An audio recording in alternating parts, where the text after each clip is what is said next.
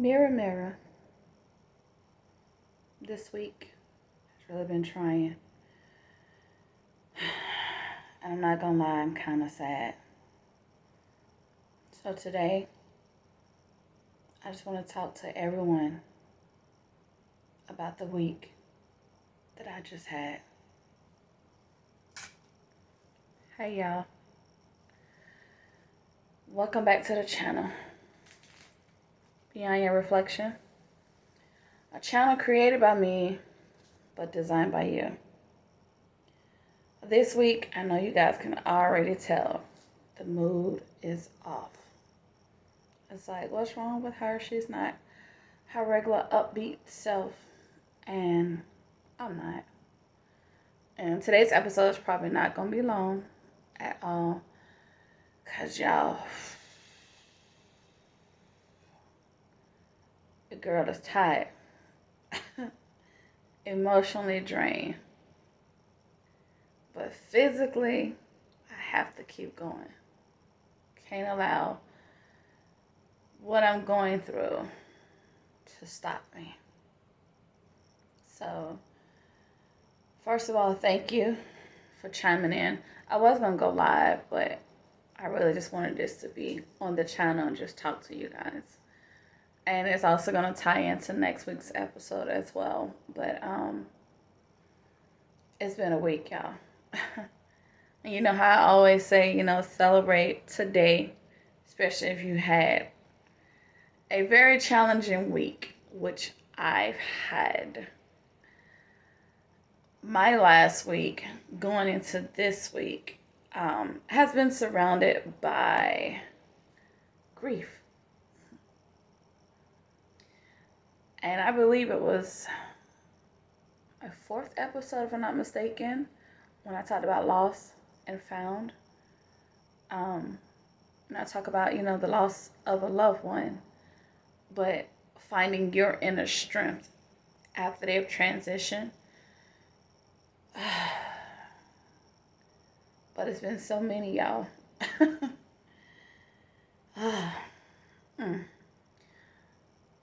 One of my high school classmates passed away at the age of 40. Just recently married. The brother of one of the coolest person on the planet that I know, also from my high school and in the same neighborhood. And his sister. So I can't even imagine that pain for them, but yet for our high school community and the fact that it's someone that I personally know, and the death was unexpected, and it was like, seriously, excuse me. And then the week after that, one of my coworkers from my previous job that I used to work at, whoever worked in our department, it wasn't so much of coworkers, it was more like a family type oriented department, should I say. Not that we was like in everybody's business or whatever, but we were the type that can be invited to the cookouts, because that's the type of relationship that we had. So I get the call that his wife passed away. They were sick together, and he made it through, but she didn't. So it was one of those like, really? And then 2 days later, I found out that my favorite uncle cousin, as we call him, that's one thing about our family. Like, a lot of us that grew up together, we were raised, like, I have a bunch of sister cousins. And then I have just cousins. You know what that means. But I found out that he passed. And he's been dealing with cancer for quite some time. So that hurt, of course. And then 3 days later, a friend of mine caught COVID. And then the day after that, one of my subby buddies, who's also a very dear friend of mine, his mom is now fighting for her life. Y'all, when I say in my Alicia Keys voice, let me go to the microphone. This girl is so tired.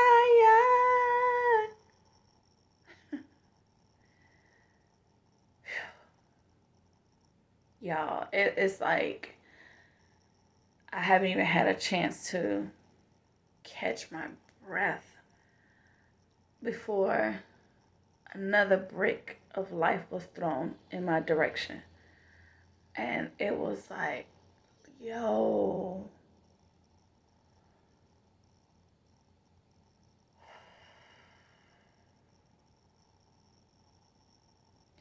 You know, I always tell you guys, breath work is very important.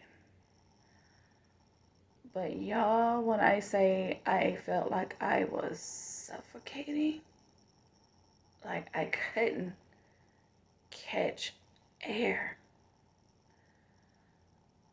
And I'm not sure if it was because of the shift with the moon coming. Because I always call it the shift. It's like my emotions are always on a roller coaster ride. And then when the moon comes, it just kind of mellows out. So I am kind of mellow today. But you know how I always say that was last week. So you get a chance to prepare for this week. But this week is the funeral services for some of those. So I'm still in that grief wave. It's like the roller coaster. You just keep going up and up and up and up and up and up and up. And then I'm just waiting for it to come down. But because it was so much back to back, I'm kind of, I don't use the word scared because God didn't give me the spirit of fear. Concerned about how to process each one because they're separate people. So that grief is separate, if that makes sense. Like, it's going to be much more deeper because of my actual family. Because I know everybody in my family, the effect of it. So it's like, which one do you watch out for next? Because, and then with my coworker, with him and his wife being married for so long, we talking about actual soulmates. When the curtain finally falls and that scene is over, then it's like, what do you do now? Okay. The kids, the wife, the husband, the family, the brothers, the sisters, the cousins, the nieces, the nephews, the aunties, everybody, that whole chain. It's like, okay, well, which one do you check for? Which one is technically the weakest? And when I say weakest, who do you think will not be able to handle tomorrow when tomorrow does not include the same people that it did on yesterday? So it's one of those like, what do we do now? What happens now that my classmate can no longer call his brother, or my classmate's sister can no longer call on her big brother for help? What happens when my coworker wakes up the next day and there's a person missing on the other side of the bed. My entire family, like that side, we're stupid close. That's why I said it was more like an uncle cousin. Excuse me. That affect a lot of us because that side of the family is very large. And obviously, this is not the first time, that we've lost family. I mean, we lost the pillars, we lost the foundation. My aunt and my uncle, which would be my cousins, my uncle cousin's parents, were the first ones. And it was like, oh no. But this one, y'all, it hit different because of who he was. Again, like I said, he was more like an uncle than a cousin. And every time I saw him, y'all, the love increased.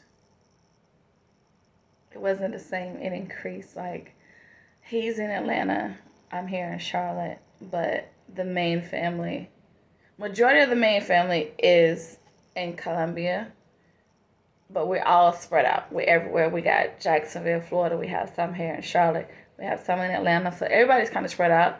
But when them chains come together, though, you ain't breaking that one, buddy. Nah, you got to be real careful when you step through them gates. So it was like when we got the news, everybody came to a standstill. We were stuck at the top of that roller coaster, looking at the view like, what happens when we fall? Or we go through that wave, or we go through that loop? Like, what are we supposed to do now? Excuse me, I'm trying not to cry on camera, because that's part of the fall. And it's like, well, when does it stop? Because when you're on a roller coaster, once that first drop hits, that first adrenaline, that first scream, that first emotion, and then when you hit the curve, or you go through a loop, or you go through another drop, it's like,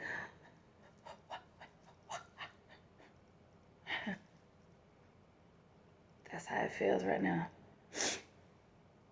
Like, I'm trying to catch my breath. I'm also trying to prepare because I know this drop is coming. I know this wave. I know this turn. I know this loop is coming.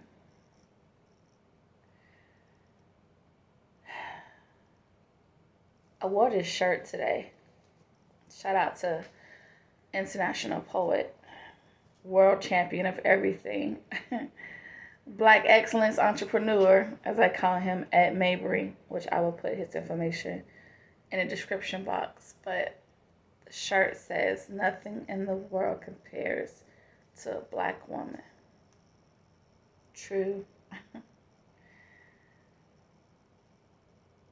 That's women, period, but this one resonates to me because the skin tone matches the shirt. Okay. But I want to say nothing compares to the strength of a Black woman, because I can only speak for self. It's going to take a lot of inner strength for me to prepare for this first drop, this first curve, this first wave, this first emotion. It's gonna take a lot of inner strength, honey. When I tell you, I got a lot of breath to take. Got some sage and crystals around here I'm gonna really put to use, because I'm gonna need it, y'all. I know I can because I've done it before. I was able to deal with, I was going to say got past, but no. I was able to deal with, well, push through the death of my mother and my brother Dre, and then my mentor Tavis. So I know since I was able to prepare for those drops and those waves of emotions, I know I can do it again with all of them, but it's just a matter of when.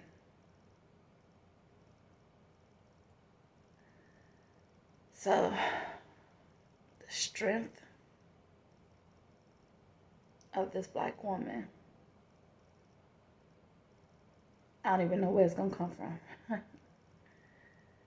But I know it's in there because I have a lot of tools already planted that's going to spring through. For my vision board, I am going to push through this. I just wanted to come on. Just basically to say, even at the top of that coaster, you know the drop is coming. You know the loop is coming. You know the curve is coming. Baby, just strap in and get ready for that ride. As they say, trouble don't last always. Neither will this roller coaster effect, this wave of emotion, that first drop. Because think about it this way. Once you get past the first drop, that's it. Unless you get back on and ride it again. Just get ready. Find that inner strength and use it. This is when I get to talk to myself. We gonna make it. You're gonna be all right.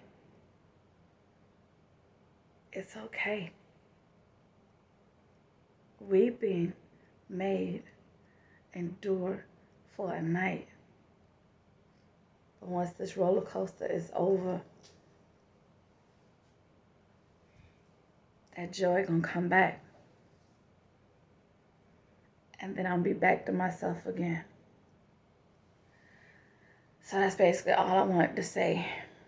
Is if you ever find yourself stuck at the top of that hill of that roller coaster, just get ready.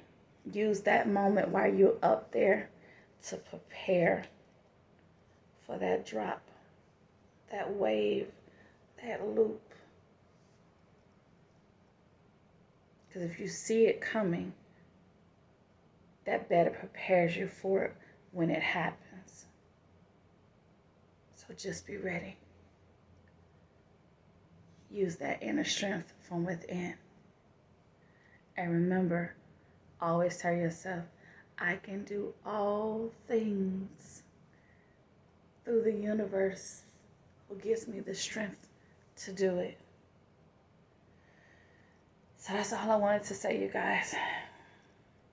And I hope you have a great week. Because with everything that I said today goes into next week's episode. Do you know when to take off your cape and your crown? Just be you. You can't be a superhero all the time. There was a Clark Kent and then there was a Superman. Do you know when to take off your cape and your crown? And just be you. Next week, pull up a chair to the celebration because we're going to talk about it. Until then, you guys, check on your loved ones. Check on yourself. I love everything about you. And so should you.